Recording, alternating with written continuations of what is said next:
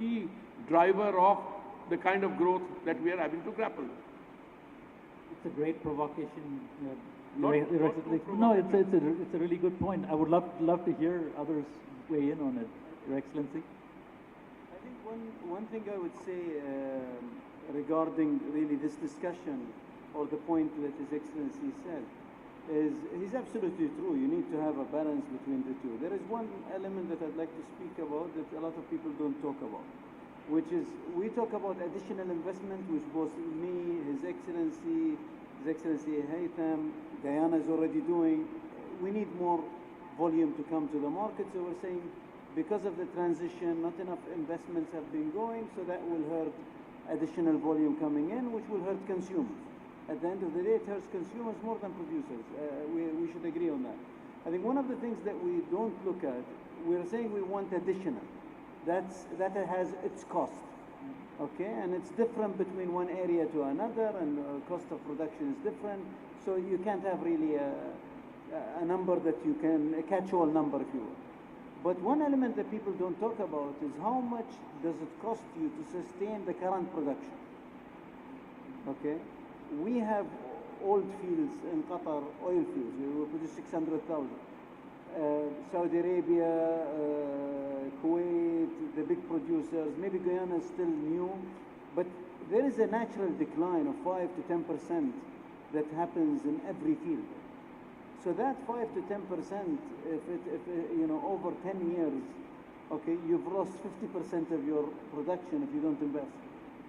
So the investment in the old fields is needed all the time, and the older the fields, the more expensive it becomes. You have to have compression, you have to have different things, and so on. So just to sustain that production, you need hundreds of billions of dollars. This is not accounting for new production, okay, that's going to come in. So we always don't talk about that, but that's a huge sum of money that is needed just to maintain the 100 million that we have today. But I agree with His Excellency that we need to have a balance.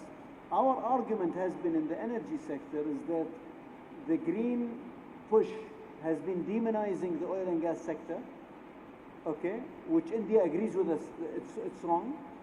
And what that has done is it has created a reduction in capital expenditure of 25% year on year since 2015. It's not now, it's since 2015. And the decline that happened because of the green push and some of the, the advancement of solar and others has helped. And then you had the COVID that brought the demand down, and other factors, the economic slowdown before that, a big slowdown that happened before that.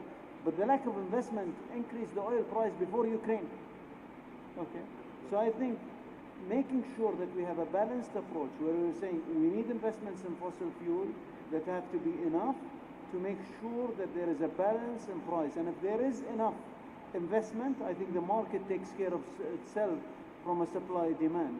I assure you, all oil and gas producers that are responsible and know what they're doing, and all the big producers know that, is that a very big swing upwards hurts them, destruction of demand, okay, and could, bring forward some of the people going away from oil and gas and destructions that way, which is irreversible.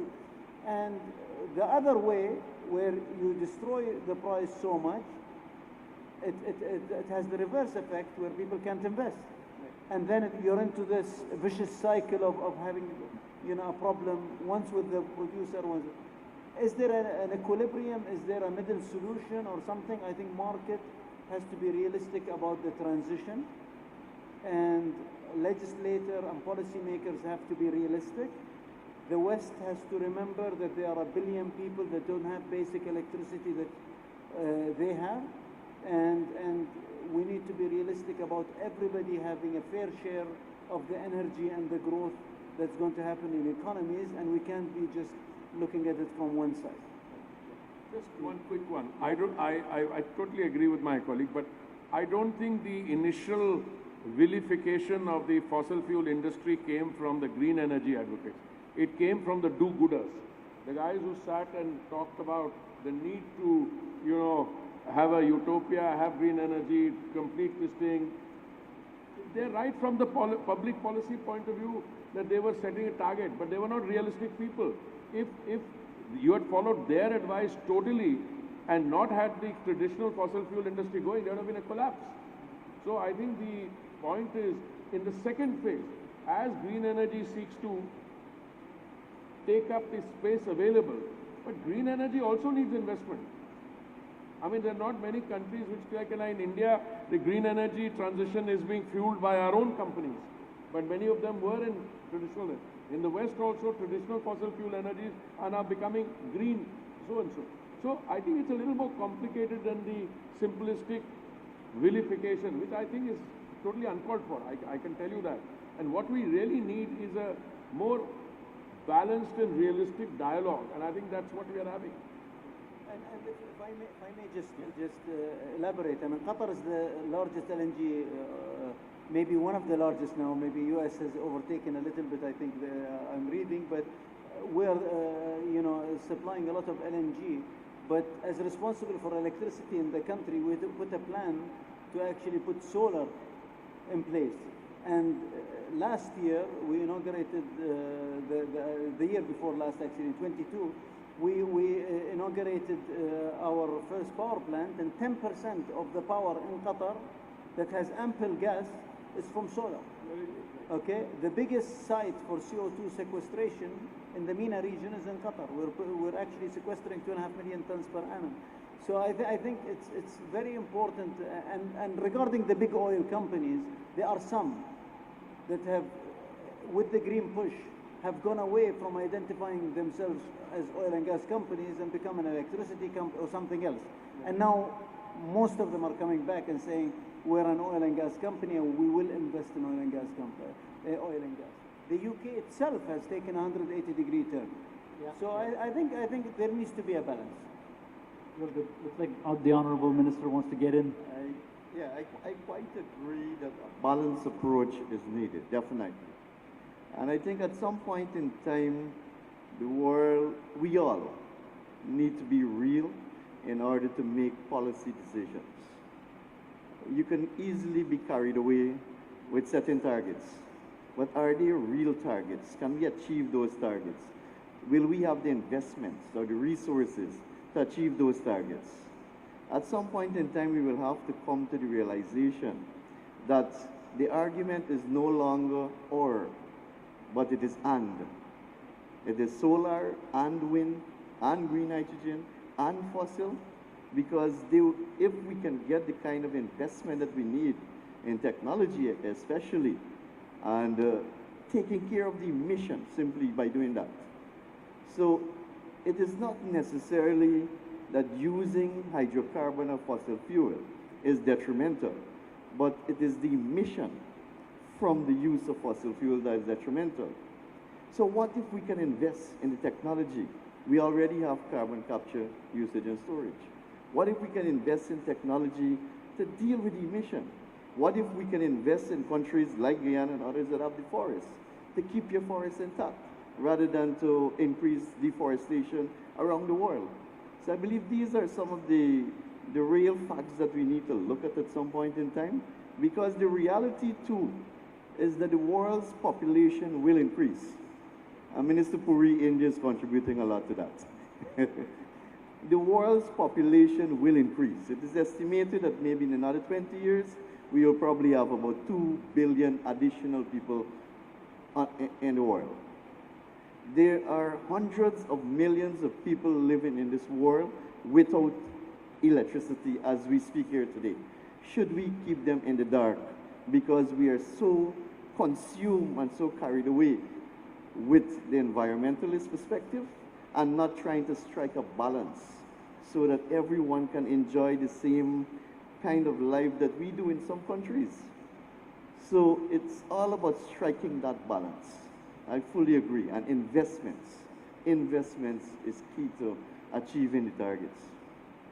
So maybe I wanted to just bring these three pieces together, and then Your Excellency, guys, maybe you can comment on this in a moment.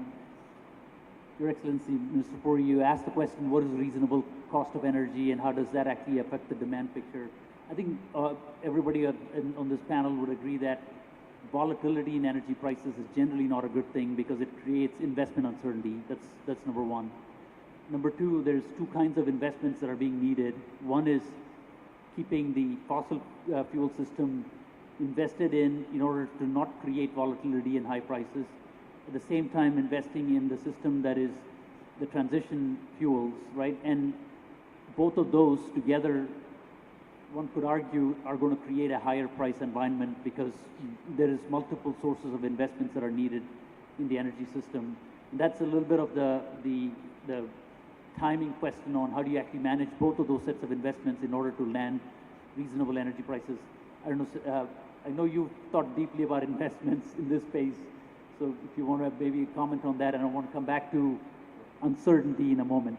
Maybe just in the time left, but I think touching on what their excellencies have mentioned, the key word again, balance. Balance is the essence of everything. And I think also the word and as opposed to or.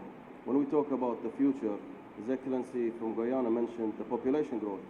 In our forecast, we see the global population rising by 1.5 billion from now to 2045. Most of that's going to happen in non-OECD developing nations. It's not going to happen in OECD. That's number one. Number two, the size of today's global economy is going to double compared to what it is today by 2045. Now, all of this means two simple things. One, more energy is going to be required. We estimate 23% more energy requirements to fuel all of this from now to 2045. And number two, all forms of energy. And that's why I say and. It's not going to be renewables or gas, renewables or oil. It has to be renewables and gas, renewables and oil. Because the energy mix is actually growing in size. No single source of energy is going to be able to fuel all of that growth. And add to that equation the element that His Excellency mentioned about the energy poverty.